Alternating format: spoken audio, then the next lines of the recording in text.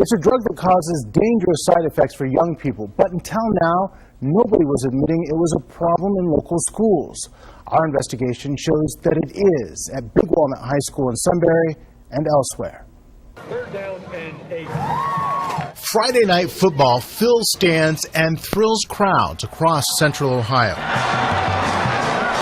But there's nothing to cheer about when it comes to steroids on campus.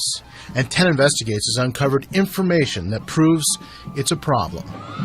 He was giving him steroids, presumably to help with bodybuilding. The Delaware County prosecutor recently charged John Kibler with trafficking steroids. Kibler is accused of giving the drugs to wrestlers at Big Walnut High School. Obviously, that would be illegal, and obviously without the knowledge of their parents. 10 Investigates obtained this sworn statement from a detective involved in the case. It says in 2011, while assisting the wrestling students at Big Walnut High School in the weight room, Kibler was supplying the students with a medication to enhance their workout program. It goes on to say that medication was steroids. The statement says in May, police found another juvenile who got steroids from Kibler. Kibler's attorney adamantly denies the allegations. So 10 Investigates wanted to know how serious the steroid problem is here on campus. We found the picture blurry since Ohio schools aren't testing for it. Still, we uncovered information that shows it is happening at places besides Big Walnut. We're in the Freeway area. YMCA Director Mike Carroll found a problem in his Warren County gym 2 years ago. Carroll says the dealer was using the Y to target adults and kids. He's selling to a buyer, regardless of what that age was. Carroll called in detectives to go undercover. High school athletes were definitely involved in this product. Months later, a Warren County narcotics task force announced a major bust. Many of them are bodybuilders, competitors, but drug traffickers. The bust netted piles of steroids, handguns, and a suspected link to area high schools. We had some information from a couple of different sources that we had individuals there that were selling anabolic steroids to our high school students. We were never able to prove that, but I know that it was. From what I've seen, it's readily available. Pretty much about anywhere. High schools, local gyms. We've blocked this man's identity because he works as a criminal informant for the Franklin County Sheriff. He also works as a personal trainer, and he's used illegal steroids. And I see it in a lot of kids. I can look at one, I can tell you who's on something, who's not.